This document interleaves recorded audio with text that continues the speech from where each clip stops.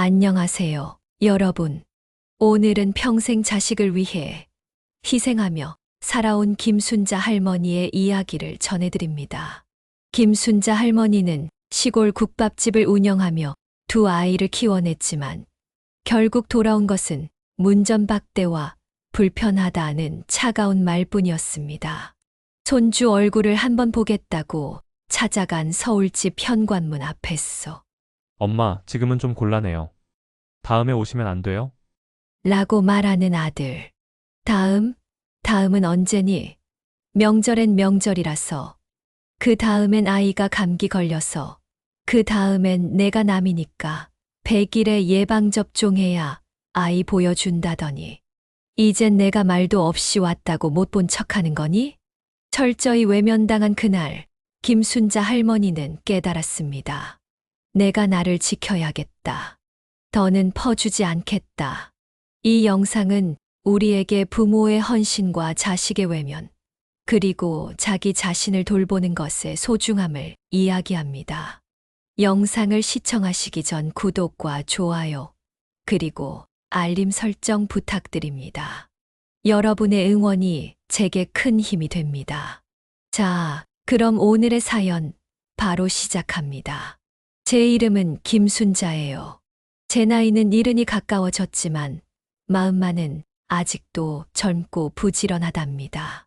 제 이야기를 듣다 보면 많은 분들이 나도 그랬어 하고 고개를 끄덕이실지도 모르겠네요. 저는 시골에서 작은 국밥집을 운영하며 두 아이를 키웠어요. 남편이 세상을 떠나고 나니 도윤이와 하은이, 제겐 두 아이밖에 남지 않았습니다. 아버지 없는 아이들이라는 말을 듣게 하고 싶지 않아 2배, 3배는 더 악착같이 살았어요. 새벽 4시. 깜깜한 하늘 아래 작은 불씨를 피우며 시작된 하루는 또다시 새벽까지 이어지곤 했습니다. 사장님, 여기 국밥 한 그릇 더 주세요. 손님들의 목소리가 주방을 가득 채우면 제 손은 더욱 바빠졌습니다. 팔은 뻐근했고 다리는 퉁퉁 부어올랐지만 그때는 몰랐어요. 오직 내 아이들만큼은 기어코 성공시켜야 한다는 마음이 버티게 했거든요. 아들 도윤이가 고등학교를 졸업할 무렵이었어요. 엄마, 서울로 가야 해요. 여기 있으면 아무것도 할 수 없어요. 그 말이 제 심장을 콕 찔렀지만 저도 알았어요. 시골에 남아서는 도윤이의 미래가 뻔하다는 걸요. 남편이 남긴 작은 밭을 결국 내놓았습니다. 순자야, 그 땅마저 팔면 나중에 뭐 먹고 살려고 그래. 저는 씩 웃으며 말했어요. 나 하나 굶어 죽겠어. 우리 도윤이 서울로 보내놓으면 나중에 내 손에 금이야, 옥이야 하며 살게 해줄 거야. 그렇게 도윤이는 서울로 가서 명문대에 들어갔습니다. 합격 소식을 듣던 날, 국밥집 주방 한 구석에 주저앉아 저는 오래 묵은 울음을 삼켰어요. 내가 못다 이룬 꿈을 우리 도윤이가 이루는구나. 제 모든 고생이 보상받는 듯했죠. 하지만 그게 끝은 아니었어요. 도윤이가 결혼을 앞두고 혜영이와 함께 내려왔던 날이 기억납니다. 엄마, 서울에 집을 하나 장만하려고 해요. 혜영이도 그걸 원하고요. 집. 그게 돈이 얼마나 드는데. 어머님, 서울에 집이 없으면 사람들이 저희를 어떻게 보겠어요? 도윤 씨가 더 큰 일을 하려면 그래도 서울에 집 하나는 있어야죠. 집이라는 단어가 참 무겁게 들렸습니다. 하지만 조금만 더 고생하면 아이들이 든든한 터전을 마련하겠지 하는 생각에 그동안 모아둔 돈과 남편이 남긴 마지막 땅까지 정리했어요. 얼마 후 도윤이가 전화를 걸어왔어요.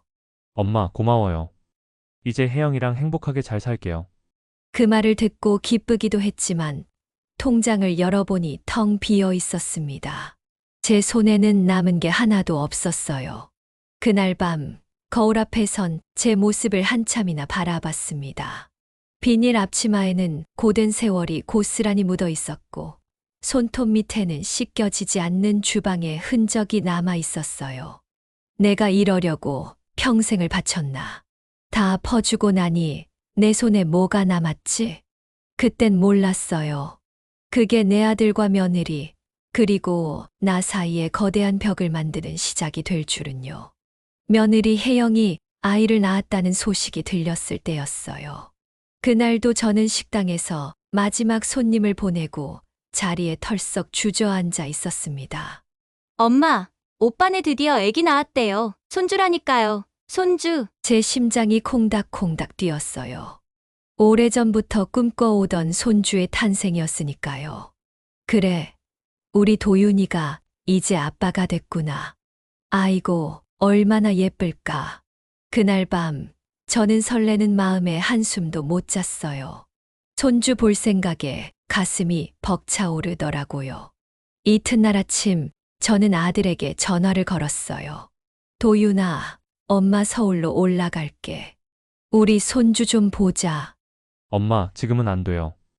혜영이 몸도 아직 회복 중이고 퇴원하면 바로 산후조리원에 갈 거예요.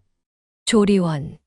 그래도 내가 가면 밥이라도 해주고 애도 좀 돌봐줄 수 있지 않겠냐. 그때 전화기 너머로 혜영의 목소리가 들렸어요. 어머님, 저희가 지금 외부 사람 만나는 걸 조심해야 해서요. 혹시라도 아기에게 병이 옮을까봐. 외부 사람이라니. 내가 애 할머니인데. 아무리 서운해도 며느리 말에 대놓고 속상하다는 소리는 못했어요. 하지만 혜영은 한술 더 떴습니다. 어머님, 혹시 100일에 예방접종은 하셨나요? 100일에 예방접종해야 한다고. 요즘 신생아는 100일에가 위험해서 접종 안 맞은 사람은 만나면 안 되거든요. 어머님 접종 안 하셨으면 좀 어렵겠어요. 저는 멍하니 서서 말문이 막혔어요. 요즘은 다 그렇게 해요. 죄송해요, 어머님. 나중에 예방접종하시면 보여드릴게요. 전화를 끊고 나니 몸이 축 늘어졌어요. 제 가슴이 철렁 내려앉더라고요. 내가 손주 얼굴 한번 보는 게 이렇게 어려운 일이었나. 며칠이 지나고 새해가 다가왔어요. 이번만큼은 꼭 손주를 봐야겠다는 마음에 음식을 장만했어요. 갈비찜, 잡채, 나물까지. 며느리도 좋아했으면 좋겠다는 마음에 떡까지 손수 빚었죠. 전날 저녁 도윤에게 다시 전화를 걸었어요. 도윤아, 이번엔 내가 올라갈게. 음식도 준비 다 했고 손주도 봐야지. 이번에야말로 안 될 말 있겠니? 잠시 정적이 흐르더니 아들이 한숨을 쉬는 소리가 들렸어요. 엄마, 이번에도 좀 힘들어요. 아이가 감기 기운이 있어서요. 아이고, 내가 가서 봐주면 되잖아. 힘들 땐 엄마가 도와줘야지. 그때 혜영이 다시 전화를 바꿔 받았어요. 어머님, 죄송하지만 이번에도 좀 어려워요. 아이가 면역력이 약해서요. 이쯤 되니 제 목소리가 떨리기 시작했어요. 아니, 도대체 애 얼굴 보는데 너무하는구나. 내가 남이니? 할머니야, 할머니. 어머님, 그건 저희도 어쩔 수 없는 일이에요. 요즘 아기들 건강이 얼마나 중요한데요. 그 말을 듣는 순간 참았던 서운함이 북받쳐 올랐어요. 전화를 끝나니 눈물이 그렁그렁 맺혔습니다. 정성 들여 만든 음식도 가져갈 곳이 없었어요. 가만히 앉아 허공을 바라보며 혼잣말했어요. 멀지도 않은데 서울이 뭐라고 이렇게 못 가니. 내 손주 얼굴 한번 보는 게 왜 이리 어려운 거야. 그날 딸 하은이가 찾아와 제 얼굴을 보며 말했어요. 엄마, 또 오빠네 못 갔어요? 참, 너무하네. 뭐가 그렇게 힘들다고. 내가 잘못한 게 뭐라고. 왜 이렇게 손주 얼굴 보기가 힘든지 모르겠다, 하은아. 하은은 제 손을 꼭 잡으며 말했어요. 엄마, 너무 마음 쓰지 마세요. 오빠가 나중에 후회할 날이 올 거예요. 딸의 위로에도 제 마음 한구석은 텅 비어버린 것 같았어요. 마치 제가 그들 인생에서 외부인이 되어버린 것만 같았어요. 그날 밤 저는 잠들지 못하고 혼잣말했어요. 내가 그렇게 다 퍼줬는데 이젠 내 손주 얼굴 보는 것도 힘든 세상이구나. 설날을 앞둔 어느 날이었어요. 명절마다 텅 빈 집에서 혼자 밥을 먹던 지난 날들이 떠올랐죠. 이번만큼은 가만히 있을 수 없었어요. 가만히 있으면 나만 더 서러워지지 싶어서 아들에게 말도 없이 서울로 향하기로 했어요. 전날 밤 음식 보따리를 한가득 싸놓고도 잠이 오지 않더라고요. 오랜 시간 정성 들인 갈비찜, 고명이 듬뿍 올라간 잡채, 깨를 솔솔 뿌린 떡국용 만두까지 아들과 손주가 맛있게 먹는 모습이 눈앞에 아른거렸어요. 다음 날 새벽 새 옷으로 갈아입고 주름진 얼굴에 화장도 살짝 했죠. 거울 속 나이 든 할머니가 나도 멋 좀 부리자는 듯 미소를 짓고 있더라고요. 서울로 간다. 손주 보러. 기차를 타고 서울역에 도착했을 땐 몸은 조금 피곤했지만 마음은 설렘으로 가득했어요. 우리 손주 얼마나 컸으려나. 그 생각에 발걸음이 저절로 빨라졌어요. 아들 도윤의 집 앞에 도착하니 심장이 쿵쾅거리더라고요. 숨을 고르고 휴대전화를 꺼내 전화를 걸었어요. 하지만 신호음만 한참 울리다 끊어졌어요. 혹시 일이 있어 못 봤나 싶어 며느리 혜영에게도 전화를 걸었죠. 역시 대답은 없었어요. 차가운 신호음만 반복될 뿐이었죠. 둘 다 바쁜가 보네. 스스로를 다독이며 혹시 몰라 초인종을 눌렀어요. 얘들아, 엄마 왔다. 문 좀 열어봐. 여전히 아무런 대답이 없었어요. 혹시 못 들었나 싶어 문을 두드리기 시작했죠. 혜영아, 나야. 안에 있으면 문 좀 열어봐라. 집안은 너무나 고요했고 인기척 하나 느껴지지 않았어요. 그래, 잠깐 나갔을 수도 있지. 우선 기다려보자. 제 자신을 달래며 현관 앞에 주저앉았어요. 가져온 음식 보따리를 내려놓고 주변을 두리번거렸어요. 시간이 흘렀어요. 1시간, 2시간. 문은 끝내 열리지 않았고 아들에게서도 전화는 오지 않았죠. 그때 배달원이 나타났어요. 치킨이요? 배달원이 초인종을 누르자 곧 문이 스르르 열렸어요.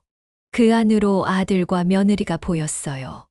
도윤은 제 얼굴을 보고 흠칫 놀라더니 식은땀이라도 난 듯 고개를 돌렸어요. 혜영은 배달원에게 치킨을 받고는 문을 닫으려 했죠. 도윤아, 너 거기 있었구나? 나 왔다. 문 좀 열어봐라. 엄마, 갑자기 왜 여기까지 왔어요? 갑자기 내가 말하면 또 오지 말라고 했을까봐. 이제 명절이잖아. 손주 보고 싶어서 갈비찜도 싸왔는데 며느리 혜영이 나지기 말했어요. 어머님, 저희가 오늘 손님이 올 거예요. 지금은 좀. 그 말에 저는 문틈을 막으며 말했어요. 손님이 온다고? 난 손님이 아니야. 내가 왜 여길 숨바꼭질하듯 찾아와야 하니? 도윤은 한숨을 내쉬었어요. 엄마, 지금은 좀 곤란해요. 다음에 오시면 안 돼요? 다음은 언제니? 명절엔 명절이라서, 또 아이가 감기 걸려서, 그 다음엔 내가 남이니까 주사를 맞으라더니, 이젠 내가 말도 없이 왔다고 못 본 척하는 거니? 목소리가 떨렸어요. 눈물이 고였지만 끝내 참았죠. 너희들, 내가 뭐가 그렇게 불편하니? 이 집 내가 장만해줬어. 그런데 손주 얼굴 한번 보는 게 이렇게 죄처럼 느껴져야겠니? 그때 혜영이 짜증 섞인 목소리로 말했어요. 어머님, 이런 식으로 찾아오시면 저희도 불편해요. 그 말에 가슴이 덜컥 내려앉았어요. 불편. 내가 너희를 불편하게 했니? 어떻게 내 자식이 날 이렇게 대하니? 도윤은 아무 말 없이 고개를 숙였고 혜영은 문을 닫으려 했어요. 다음엔 꼭 연락하고 오세요, 어머님. 문이 천천히 닫혔어요. 그 순간 손을 떼지 않았다면 손가락이 끼었을지도 몰라요. 그렇게 굳어버린 채 문 앞에 서 있었어요. 이제 나까지 피하는구나. 택시를 타고 서울역으로 돌아가는 길, 창문에 비친 제 얼굴이 참으로 쓸쓸해 보였어요. 결국 난 그들 인생의 불청객이 되어버렸구나. 그날 밤 시골집에 돌아와 홀로 밥상을 차렸어요. 애써 갈비찜을 한 입 떴지만 목이 메어 삼킬 수 없었어요. 텅 빈 집에서 시계 초침 소리만 크게 울리던 그날 밤이 아직도 잊히지 않아요. 서울에서 쓸쓸하게 돌아온 다음 날이었어요. 아무리 잠을 청하려 해도 눈을 감으면 현관문 앞에서 굳어버린 제 모습이 자꾸 떠올랐어요. 밤새 뒤척이느라 뜬 눈으로 나를 세웠죠. 이른 아침 휴대전화가 울렸어요. 화면에는 도윤의 이름이 떴어요. 이제라도 미안하다고 하려나 싶어 덜컥 마음이 흔들렸어요. 엄마, 어제 왜 갑자기 오셨어요? 연락도 없이요. 그 첫마디에 정신이 번쩍 들었어요. 죄송하다는 말 한마디 없이 갑자기라고 하니 마음이 내려앉더라고요. 갑자기라니. 설날이잖아. 명절에 손주 얼굴 한번 보려고 갔는데 그게 그렇게 잘못된 일이야? 전화기 너머로 짧은 한숨이 들리더니 며느리 혜영이 전화를 바꿔 받았어요. 어머님, 저희도 저희 나름의 사생활이 있어요. 그렇게 불쑥 찾아오시면 저희가 정말 곤란해요. 사생활. 그 단어가 제 가슴에 대모처럼 박혔어요. 사생활. 혜영아, 그 집 누구 덕분에 마련한 건데. 내가 주방에서 손이 갈라지도록 일해서 번 돈으로 만들어준 집이야. 그 집에 내가 가는 게 그렇게도 불편하니? 어머님, 그걸 왜 자꾸 그렇게 말씀하세요? 저희도 힘들게 살고 있어요. 어머님까지 그러시면 부담스러워요. 그 순간 심장이 철렁 내려앉는 것 같았어요.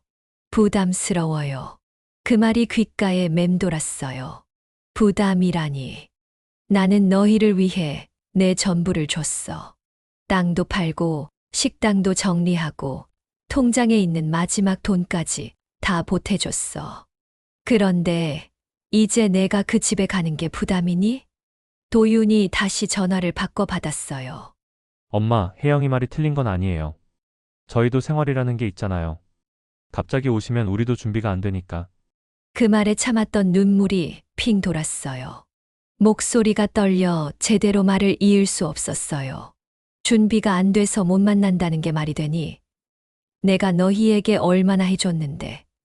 이제는 내 얼굴 보기도 싫다는 거니. 너는 내 집에서 나를 쫓아내도 괜찮은 거야. 엄마, 그런 뜻이 아니에요. 그냥 저희도 생각 좀 해달라는 거죠. 말끝이 흐릿해지는 아들의 목소리를 들으며 저는 더 이상 말을 할 수 없었어요. 그래, 알겠다. 내가 잘못했네. 내가 너희를 너무 믿은 게 잘못이었어. 전화를 끊고 거실에 멍하니 앉았어요. 시간이 얼마나 흘렀는지도 모르겠어요. 그날 아침 차려둔 밥상이 그대로 식어버렸더라고요. 갈비찜 한 덩이를 젓가락으로 집어 입에 넣었지만 목구멍으로 넘어가지 않았어요. 차가워진 밥상을 앞에 두고 혼잣말을 했어요. 내가 너희를 위해 모든 걸 줬는데 이제는 내 자리가 어디에도 없구나. 이렇게 살아온 세월이 헛된 거였구나. 갑자기 화장대 위에 놓인 옛날 사진이 눈에 들어왔어요. 도윤이가 어린 시절 제 손을 꼭 잡고 웃고 있던 사진이었죠. 그때의 아들은 이렇게 차가운 아이가 아니었는데 언제부터 이렇게 멀어진 걸까? 그날 밤 저는 한참을 앉아 창밖을 바라보며 눈물을 흘렸어요. 멀리 보이는 서울의 불빛이 참으로 야속하게 느껴졌어요. 내가 뭘 그렇게 잘못했을까? 내가 너무 많이 줘서 이렇게 된 걸까? 텅집에서 초침 소리만 들리는 밤이 참 길게 느껴지더라고요. 며칠 동안 몸이 아프다는 핑계로 이불 속에만 누워 있었어요. 밥도 제대로 먹지 못했고 눈을 감으면 서울에서 들었던 말들이 자꾸 떠오르더라고요. 부담스럽다, 사생활, 그런 단어들이 머릿속을 떠나질 않았어요. 그날도 조용히 누워 있는데 밖에서 인기척이 들렸어요. 엄마, 나야. 하은이가 현관문을 열고 들어오더니 제 곁으로 뛰어왔어요. 엄마, 왜 전화도 안 받아요? 뭐가 또 마음 상해서 이러는 거예요? 저는 이불 속에서 고개를 돌렸어요. 말하기도 싫고 무언가를 떠올리기도 싫었거든요. 하지만 하은이는 포기하지 않고 제 손을 잡았어요. 엄마, 오빠 또 그런 거죠? 이번엔 뭘로 엄마 속을 썩였어요? 저는 한참을 가만히 있다가 천천히 고개를 숙였어요. 눈물이 고여 올라올 것 같아서 눈을 깜빡이는 것조차 조심스러웠어요. 엄마, 그렇게 다 퍼져놓고 아직도 오빠만 걱정해요? 오빠는 엄마 마음을 몰라요. 늘 자기 편한 대로 생각하고 자기 자리만 지키는 사람이에요. 하은아, 그래도 도윤이가 내 자식이잖니. 부모 마음이란 게 그렇더라. 아무리 속상해도 결국 잘 되길 바라는 거야. 하은이는 제 말을 듣고 고개를 젓더니 한숨을 내쉬었어요. 엄마, 그러니까 더 문제라니까요. 오빠는 엄마가 다 해주는 게 당연하다고 생각해요. 근데 엄마가 이러면 계속 그렇게 살 거라고요. 그 말에 마음이 아렸어요. 하은아, 근데 말이야. 내가 그렇게 하지 않았으면 너희들 둘 다 여기까지 못 왔을 거야. 그게 부모 마음이라는 거야. 하은이는 제 손을 꼭 잡으며 말했어요. 엄마, 그건 알아요. 엄마가 우리 위해서 얼마나 애쓰고 고생했는지. 근데 이제 오빠한테 마음 주지 마요. 오빠는 엄마 마음을 알아주는 사람이 아니에요. 하은이의 단호한 말에 저는 처음으로 마음 한구석에서 억눌러 왔던 감정이 터져 나왔어요. 근데 하은아, 내가 도윤이한테 바라는 게 그렇게 잘못된 거니? 내가 좀 잘해보자고 했을 뿐인데 왜 자꾸 내가 부끄럽고 초라해지는 것 같니? 하은은 제 손을 놓지 않은 채 더 가까이 다가왔어요. 엄마, 부끄럽긴요. 엄마는 누구보다 잘해왔어요. 제가 늘 엄마 옆에 있을게요. 오빠 신경 쓰지 말고 그냥 저만 믿어요. 엄마가 얼마나 멋진 사람인지 알잖아요. 그 말을 듣는 순간 억눌렀던 울음이 터져 나왔어요. 하은이의 따뜻한 손을 꼭 잡은 채 저는 목이 메어 말했어요. 고맙다, 하은아. 너라도 내 곁에 있어서 참 고맙다. 그날 밤 하은이와 함께 찬밥을 다시 데워 먹으며 오랜만에 마음이 편안해졌어요. 엄마, 이제부터 오빠한테 너무 마음 쓰지 마요. 그럼 엄마만 힘들어져요. 하은이의 말에 고개를 끄덕이며 생각했어요. 이젠 나를 위해 또 내 곁에 늘 있어주는 하은이를 위해 살아야겠구나. 그날 밤은 정말 오랜만에 마음 놓고 잠들었어요. 하은이의 진심이 제게 큰 위로가 되었어요. 하은이의 위로에도 제 마음은 쉽게 아물지 않았어요. 도윤과 혜영에게 받은 상처는 깊었고 손주를 떠올릴 때마다 그 빈자리는 더 크게 느껴졌어요. 매일 쓸쓸한 시간을 보내다 보니 혼자 있는 집이 더 텅 비어 보이더라고요. 그러던 어느 날이었어요. 마당에 나가 화초를 돌보며 시간을 보내고 있는데 옆집에 사는 젊은 엄마가 울먹이며 찾아왔어요. 순자 아주머니, 죄송한데 부탁 좀 드려도 될까요? 어휴, 뭔데 그래? 무슨 일 있어? 옆집 애기 엄마는 한 손에 아이를 안고 있었고 다른 손에는 짐 가방을 들고 있었어요. 병원에 검진 예약한 게 있어서 다녀와야 해서요. 원래 남편이 봐주기로 했었는데 회사에 급한 일이 생겼다고 나갔지 뭐예요. 정말 너무 죄송한데 저희 애 좀 봐주실 수 있을까요? 한눈에 봐도 애기 엄마는 상황이 급해 보였어요. 제 손을 꼭 잡으며 간절하게 부탁하는데 저도 모르게 고개를 끄덕였어요. 그래, 내가 봐줄게. 뭐 얼마나 힘들겠어. 얼른 다녀와. 그렇게 그 아이와 단둘이 남게 되었어요. 한참을 저를 빤히 쳐다보던 아이가 갑자기 웃으며 제 손가락을 잡더라고요. 아이고, 이 녀석 참 귀엽네. 이름이 뭐라고 했더라? 아이의 맑은 웃음소리를 듣는 순간 마음이 조금씩 풀리는 걸 느꼈어요. 오래된 상처가 아물기 시작하더라고요. 며칠 후부터 저는 이웃집 아이를 돌보게 되었어요. 아침이면 이웃 엄마가 아이를 데려오고 저는 밥을 먹이고 동네 산책을 시키고 잠들기 전까지 책을 읽어줬어요.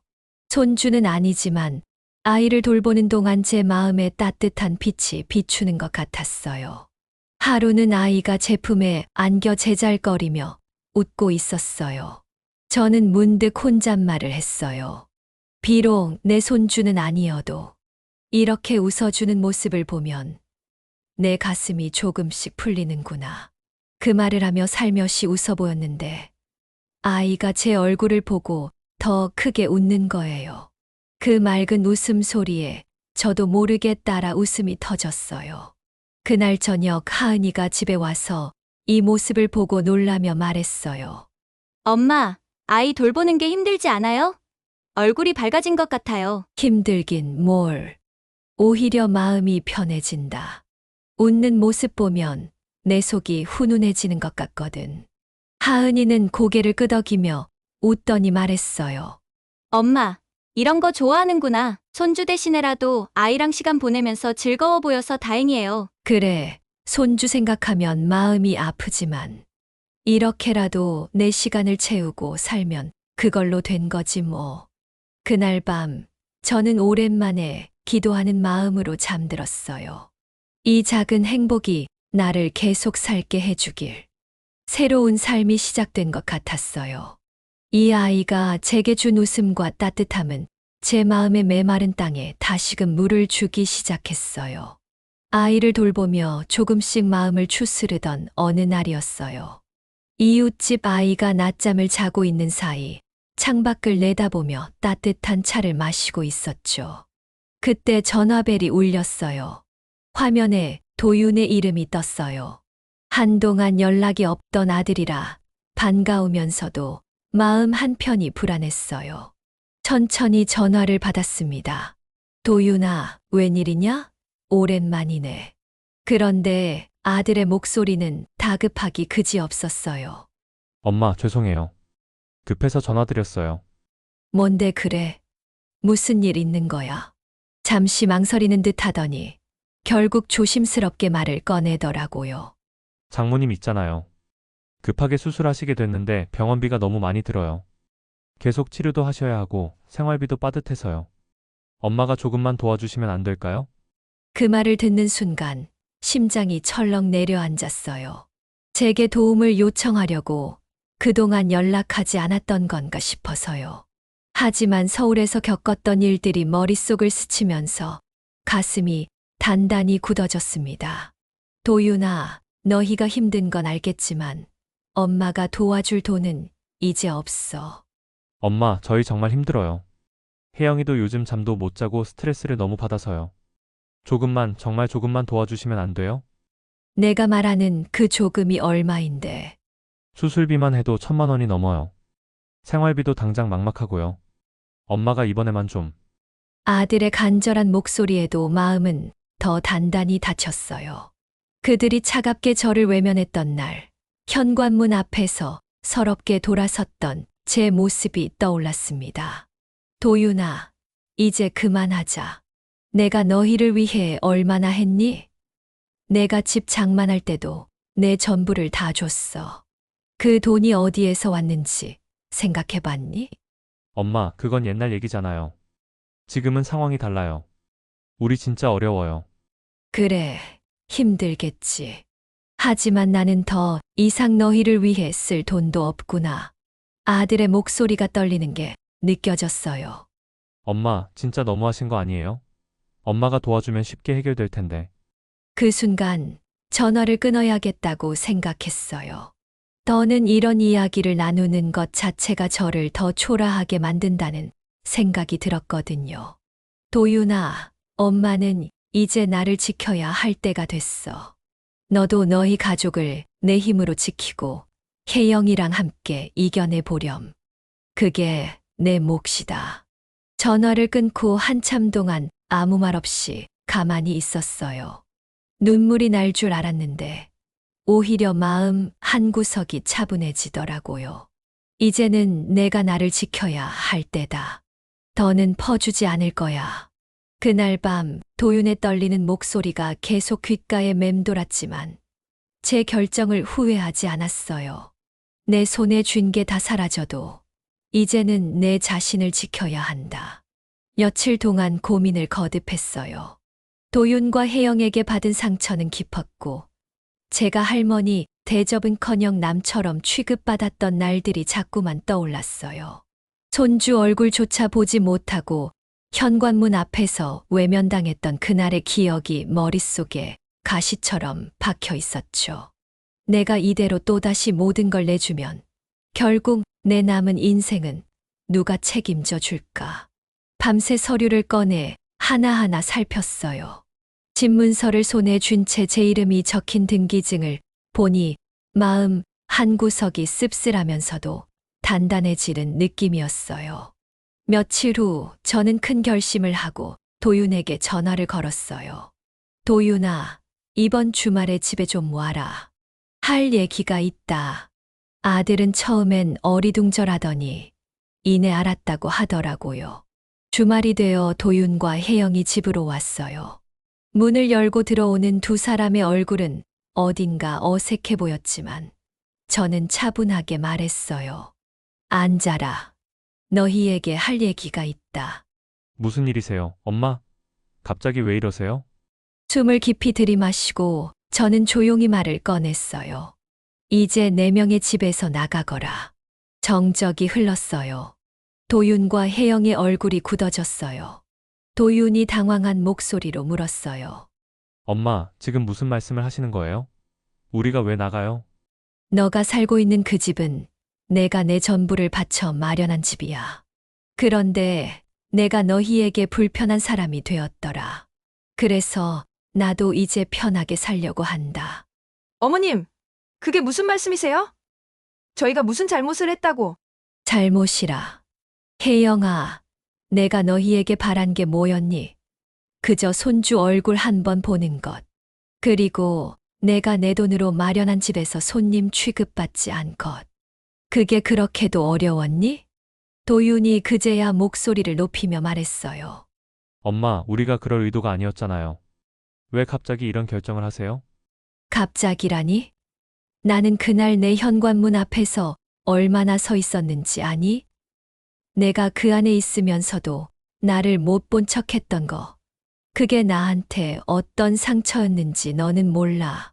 내가 사생활이 어쩌니 부담스럽니 했던 그 순간부터 나는 깨달았어. 이제 너희에게 더 이상 나를 내어줄 필요가 없다는 걸. 도윤은 말을 잇지 못한 채 고개를 떨궜어요. 혜영은 당황하며 도윤을 쳐다보다 제게 애원하듯 말했어요. 어머님, 저희가 잘못했어요. 하지만 이렇게까지 하실 필요는 없잖아요. 저희도 살 길이 막막해요. 그래서 내가 언제까지 너희 밑바닥이 되어줘야 하니? 나도 이제 나를 위해 살아야겠다. 그동안 내가 너희에게 준 것만으로도 충분하지 않니? 도윤이 울컥하며 소리쳤어요. 엄마, 그렇게 말하면 너무하잖아요. 저희도 힘든데 엄마까지 등을 돌리면 어떡해요? 내가 말했잖아. 엄마가 불편하다고. 그래, 나도 불편하게 살고 싶지 않다. 그러니 내 집을 나가라. 나도 이제 나를 위해 살아야 하니까. 도윤은 아무 말도 하지 못한 채 고개를 숙였고 혜영도 울먹이며 제게 애원했지만 제 결심은 흔들리지 않았어요. 내가 이렇게 말하는 게 잔인하게 들릴지도 모르겠다. 하지만 이건 너희를 위한 일이기도 해. 너희도 이제 너희 힘으로 살아봐야지. 언제까지 나만 붙잡고 살 거니? 그날 밤 두 사람은 집을 나가면서 아무 말도 남기지 않았어요. 문이 닫히는 소리가 참 묵직하게 들렸어요. 하지만 이상하게도 제 마음은 후련했어요. 드디어 제 결정을 내렸으니까요. 거울 앞에 서서 제 모습을 바라보았어요. 주름진 얼굴이었지만 그 어느 때보다 단단하고 강해 보이더라고요. 이제는 내가 나를 지킬 때다. 더는 주기만 하며 살지 않을 거야. 그날 밤 저는 오랜만에 깊고 편안한 잠을 잤어요. 제 인생에 찾아온 새로운 시작이 이제야 비로소 시작된 것 같았어요. 도윤과 혜영이 집을 비우던 날이었어요. 창밖을 내다보니 이삿짐을 나르는 사람들이 분주히 오가고 있었죠. 아들 부부가 떠나는 모습을 바라보면서도 제 마음은 더 이상 흔들리지 않았어요. 그래, 이제 너희도 너희 힘으로 살아봐야지. 내가 언제까지 너희 뒤를 봐줄 수 있겠니? 이삿짐이 거의 옮겨졌을 무렵 도윤이 마지막으로 제게 다가왔어요. 얼굴에는 서운함과 당황스러움이 뒤섞여 있었죠. 엄마, 정말 이렇게까지 해야 했어요? 내가 그렇게 말했잖니. 내가 불편하다고. 이제 나도 내 편한 대로 살아야지. 도윤은 아무 말 없이 고개를 떨궜어요. 혜영은 한숨만 내쉬며 저를 보려 하지도 않은 채 서둘러 뒷걸음질 치듯 집을 나가는 모습이 참 서글펐어요.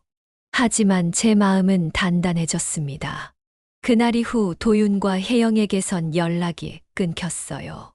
얼마 후 서울 외곽의 작은 빌라로 이사했다는 소식만 들었죠. 집을 팔 생각은 없었어요. 이곳은 제가 평생 뼈 빠지게 일하며 마련한 소중한 제 인생의 흔적이니까요. 대신 세입자를 들여 월세를 받으며 조금은 여유로운 생활을 시작했죠.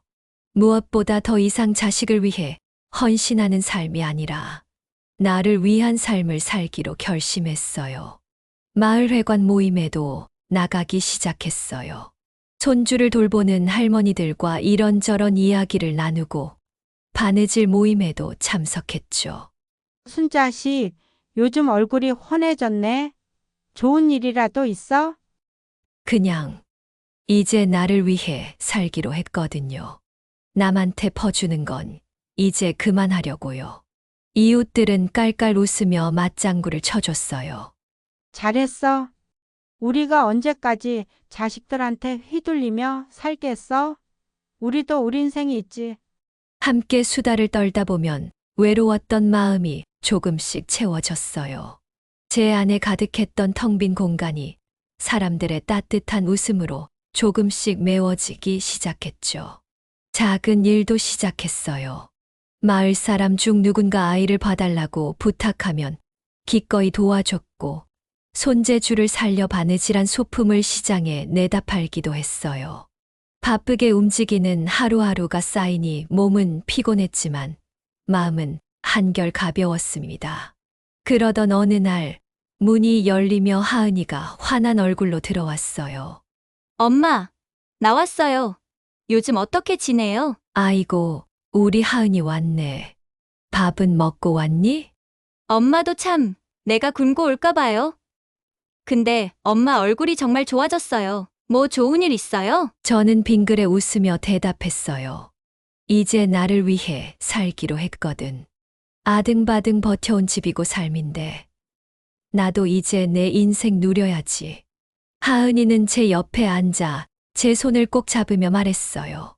엄마, 정말 잘한 선택이에요. 오빠도 언젠가는 엄마한테 진심으로 사과할 날이 올 거예요. 그 말을 들으니 제 가슴 한구석에 작은 희망이 피어올랐어요. 그래, 그날이 오면 내가 문을 열어줄 거야. 하지만 진심이어야지. 가짜로 미안하다며 다시 내 등을 돌리려 한다면 그땐 절대 용서하지 않을 거다. 하은의 눈가에 금세 눈물이 고였어요. 엄마는 참 강해요. 나도 엄마처럼 그렇게 살고 싶어요. 그날 밤 하은이가 돌아간 후 저는 창밖을 바라봤어요. 어두운 하늘에 별들이 총총 떠 있었죠. 자식도 부모를 존중해야 한다는 걸 나도 이제야 깨달았어. 내가 나를 지키고 내 삶을 소중히 하면 그들도 언젠가 변하겠지. 이제 제 하루는 바빠요. 이웃들과 어울리고 마을 행사에 나가고 작은 일도 맡아 하다 보면 하루가 참 짧더라고요. 혼자 밥을 차려 먹을 때도 더 이상 서럽지 않았어요. 오히려 저를 위해 따뜻한 밥 한 그릇을 차려내는 일이 뿌듯하고 기분 좋게 느껴졌습니다. 언젠가 도윤과 혜영이 진심을 담아 제게 찾아올 날이 오겠죠.